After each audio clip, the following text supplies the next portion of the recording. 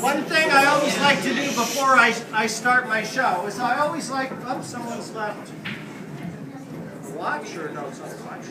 Is this somebody, who are the guys that were just playing here? I borrowed the table from. They've left their, it's not yours, no? Well, you know what? Yeah, we'll put it here and we'll put it up in the box. It looks like, it used to be a watch. Okay. Now, what I'd like to do before I start my exhibition is I always like to let everybody know that trick shots obviously come with a very high degree of difficulty. So, if I happen to get any of these, don't be afraid to applaud for me, okay? It also lets everybody know that can't see that they're missing something. Alrighty, so I like to start with the difference between a professional and an amateur pool player. As a pro, pros like to do things with a little bit more pizzazz, a little bit more flair. So I'm going to show you how a pro would rack the balls to start a game of pool. And I'll try not to... What's the ball? Try not to give anybody a higher voice. Okay, so here's how the pros rack the balls to start a game of pool.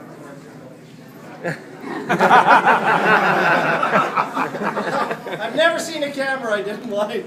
Okay, the lazy man's rack. All right. That's how the pros rack the balls. I hope you all enjoyed the show. All right. I can't get away that easy. Okay, this is a fun shot. I'm going to take this 8-ball. I'm going to sandwich it over here on the side cushion. Looks like an impossible position to try and pocket that 8-ball. Just tap this one down. Okay. No, that wasn't funny. Okay, now, believe it or not, that 8-ball is the ball I'm going to try to pocket in the most unlikely pocket on the table. And that would be this one that I've just blocked off. So this is a little shot that I affectionately call the hurdle shot. Why we call it the hurdle shot, I'm going to show you right now. 8-ball, corner pocket. There you go. That's the hurdle. Now, my all-time favorite trick shot. This next one I'm going to show you is my all-time favorite, but I have to be honest with you, I can take no credit for having thought this next shot up. But what I can tell you is whoever thought this shot up was in desperate need of more sleep. Because this shot is fantastic. Okay, now, I've got the yellow 1-ball, the blue 2-ball, and the red 3-ball. What I am going to try to do is I am going to try to pocket all 3 colors in one stroke, and I have to pocket them in order. So the yellow 1 will go in first, followed by the blue 2, and if I hit this shot just right, and it does have to be hit just right, watch how we get that red 3-ball. They call this one the railroad shot, my all-time favorite. It's a tough one. Let's see if we can get it.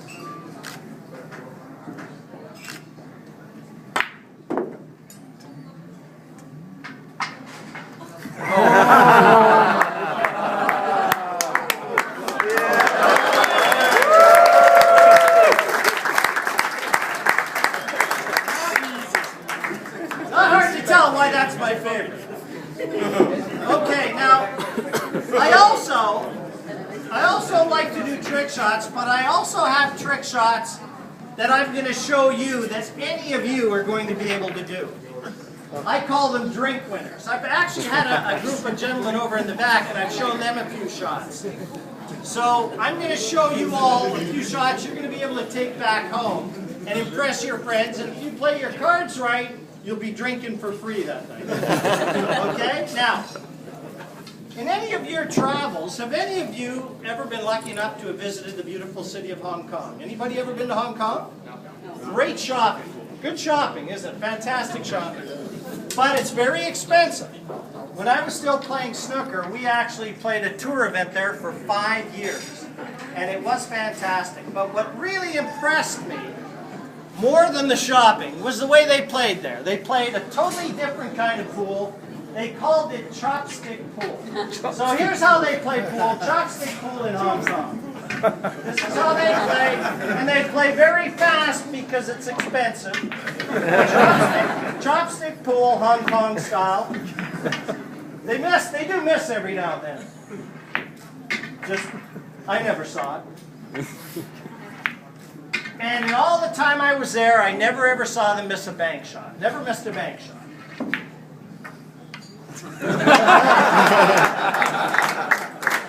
I still haven't. Okay, here's something I want you to try tonight after you've had a couple more beers. Or glasses of wine. This gets a lot easier after a few drinks. And this is how you know that I spent a lot of time doing absolutely nothing. Here we go. I call this walking the dog.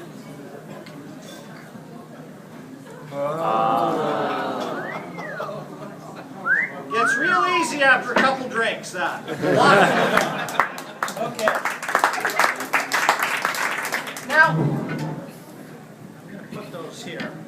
You've all heard of Evel Knievel, correct? You all know who Evel Knievel is? I've even got a shot that I've named after Evel Knievel. And he passed away. Yes, he passed away a few years ago. So this is nice. This is a nice shot in Evel Knievel's memory. I've got that 8-ball up on those 2 cubes of chalk. I'm now parking 6 trucks represented by these pool balls. And what I have to try and do is I have to try and pocket this 8-ball over those 6 trucks and safely into that corner pocket. Now the beauty of this shot, unlike anything Evel Knievel ever did, there's no danger whatsoever to me. See those guys right in line with this? Okay, if I overshoot this, you catch it for me. Here we go, the Evel Knievel shot into the corner pocket.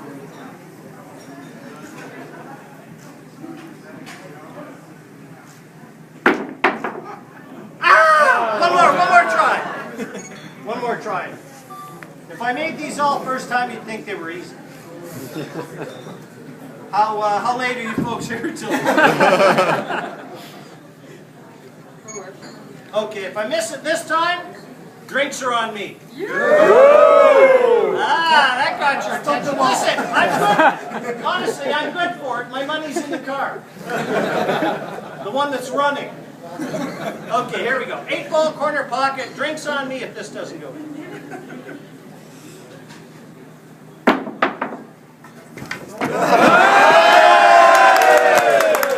Hey, line them up! Come on, Jim. You can make this shot. Okay, last try. Last try because I'm stubborn. I have to make this shot. Gotta hit it good. Yes! Yeah. Okay, now. That shot's not easy. This one, a little bit tougher. And I guarantee you I'm not going to take 3 tries to make this one. Now I've got to try and pocket the 8-ball from out of the middle of the 2 cubes. So I've got to bounce the cue ball over the first cue, land on the 8-ball, bounce it over the second cue with enough accuracy to make it into that corner pocket. I've actually seen this done. And don't try this on your $120,000 table at home. There we go, 8-ball corner pocket. This one's actually tougher than the last one.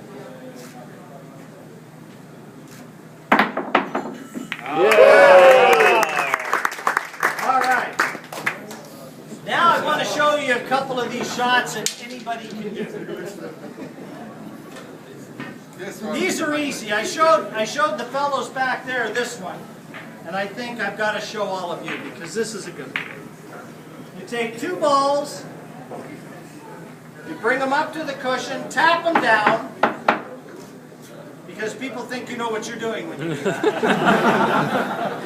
You balance the 8-ball on top, You bring the cue ball to the opposite end of the table, and you have a friendly wager that you can hit that 8 ball before either of the other 2 colors.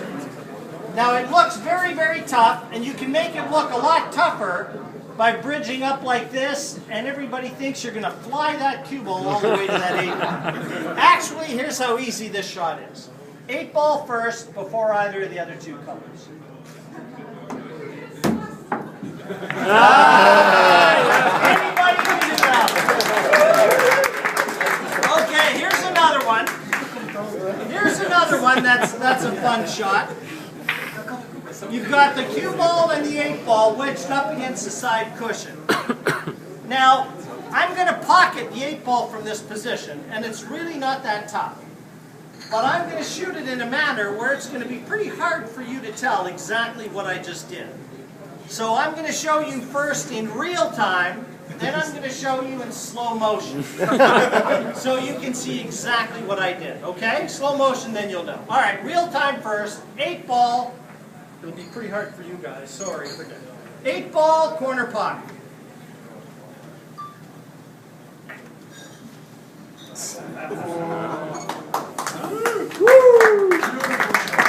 Okay, now, I know everybody's wondering, what the heck did he do there? Now I'm going to show you in slow motion.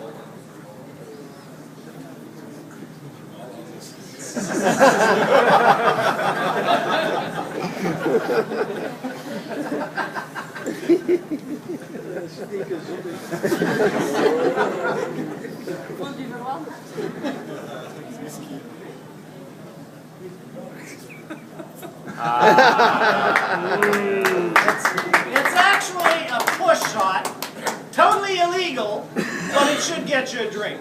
Alright, now a couple shots, and then I'm going to show you 2 that I am very well known for.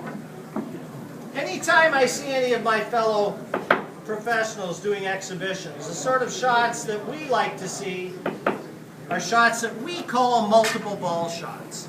And these are shots where you're making more than 1 ball in any particular shot. So I'm going to show you a couple of my favorites. This first one is known as the disappearing shot. I've got 2 balls on the head spot, 2 over the side in the middle of the table. I've got to pocket all 4 in 1 shot. The disappearing shot. Here we go. All 4, 1 shot. Oh. That's an easy one. Okay, now, this is a shot that I actually showed the fellows in the back earlier. I'm going to add a new wrinkle to it. I've got 2 balls I'm putting over the corner pocket here. And now I'm going to take 5 balls and I'm going to put them all over this side pocket. This shot was actually made famous by an American fellow who did this for a beer commercial. His name was Steve Miserak, very, very famous American pool player. And I happen to know that when he did this for the TV commercial, it took him 17 takes to get this shot. I'm not going to take 17 takes. But I'm going to give you the lay of the land. Here we go. We've got 2 balls on the side cushion, 2 over the side pocket, 1 above those 2, and then 2 over the bottom corner. 7 in all. I've got to pocket all 7 in 1 shot. They call this the just showing off shot. So here we go, looking to get all 7 in 1 go.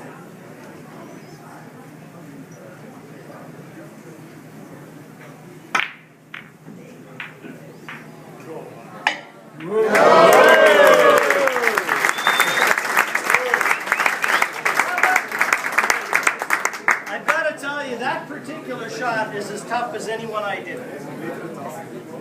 Okay, now we're going to get to the audience participation. And I need, is there, oh, you don't, you're going to help me out. You don't have to in your hand, so that's perfect. My name's Jim. I'm Jim. Hi, man. Welcome. Welcome to the Academy. Now, as a professional, I can tell you the secret of success is cue ball control.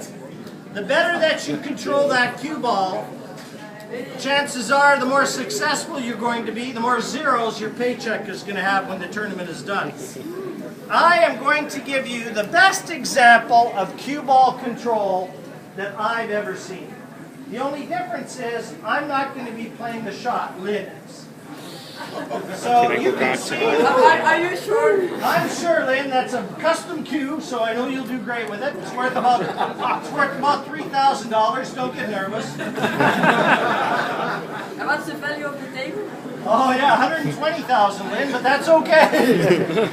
Okay, now, Lynn, you can see I've taken a deck of 52 cards and I've spread them all over the surface of this table, trying to cover as much of it as I can.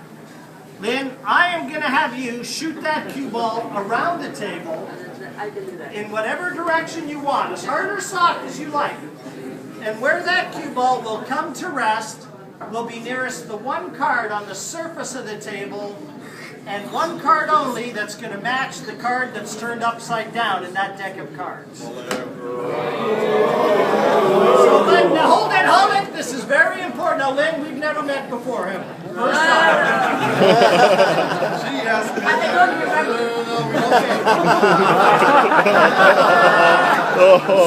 Story of my life. Story of my life. Okay, always chalk up. Biggest difference between a pro and an amateur. Pros chalk up before they miss cue. Okay, so Lynn, in whatever direction you like, as hard or as soft as you like. On the table. Against the table.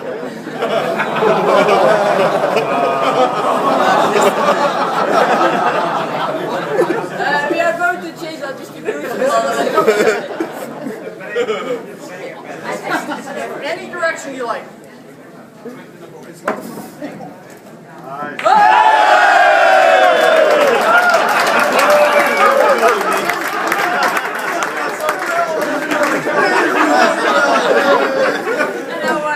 Lynn, you'll notice there's no cards in the pocket. She's a pro. Try that again.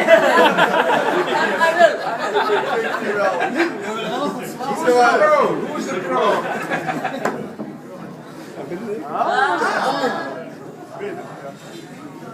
The king of all. Lynn, I want you to select the card that you think it's nearest. We'll have a look at it. This one. Nice try, Lynn. 9 of spades. Okay, no argument. Lynn, here, you hold on to it. 9 of spades. Thank you. All right, let's have a look and see what card is in here. Okay. You're going to make sure I do this legal now, okay? We're looking for one card. We're spreading these open. Lynn, you're watching me. Make sure I do everything nice and legal. Okay. It's important. Lynn, come and have a look. There's one card turned upside down. I'm curious to see what it is. Okay.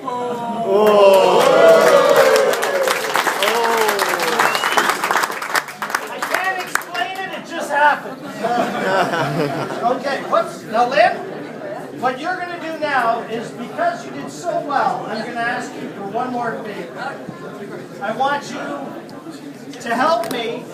I want you to help me and select one gentleman that would be a good volunteer for this next shot. I need someone, Lynn, I think everybody here has a great sense of humor. But Lynn, I want you to pick someone.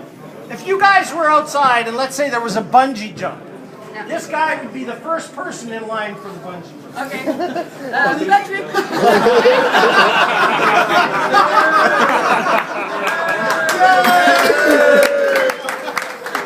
Okay, who is he?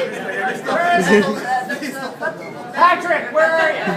Going up. Patrick, welcome to the Academy. Now, Patrick, you know how they say, what do we get, 15 minutes of fame in our life? Everybody gets 15 minutes of fame. You're about to use up a couple of years right here. So, Patrick, I mentioned this particular pool table was worth how much? 120,000. Correct, 120,000. And the reason that I'm bringing that to your attention now, Patrick, is I'm willing to bet that this particular table will represent the most expensive bed that you've ever had. Because Patrick, I'm going to get you to hop up on this table like this, lay down using this as your pillow, and you can thank Lynn for this. So hop up here, Patrick, lay down, use that as your pillow.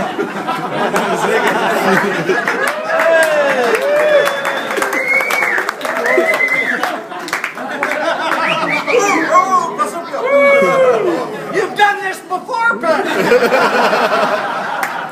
Yesterday, but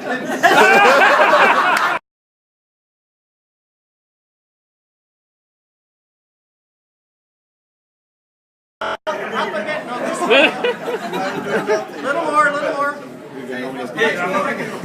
Perfect. You know, I mean, I had Patrick on his back because I didn't want him to rock himself to sleep. Okay. Now, Patrick. yeah. Does it hurt? Only for the table. Only for a short while. Okay, now Patrick, I've got to find that 8-ball. Where did I make that 8-ball? Oops. Then I think you selected the right guy. Okay, where is that 8-ball? Patrick, it may be where your legs are. That's a salmon ball. Okay, here it is. Okay. Now, Patrick, I've got a brand spanking new cube of chalk. I'm going to get you to hold in your teeth. I'm going to borrow these glasses. I'll get Lynn to hold on. Just like yesterday. Because in fairness, Patrick, you don't really want to see this shot. Okay, now, Patrick, on top of that chalk, I'm going to balance this 8-ball. And now, just within your peripheral vision, Patrick, I'm going to place a cue ball right over here. And now we have the customary blindfold.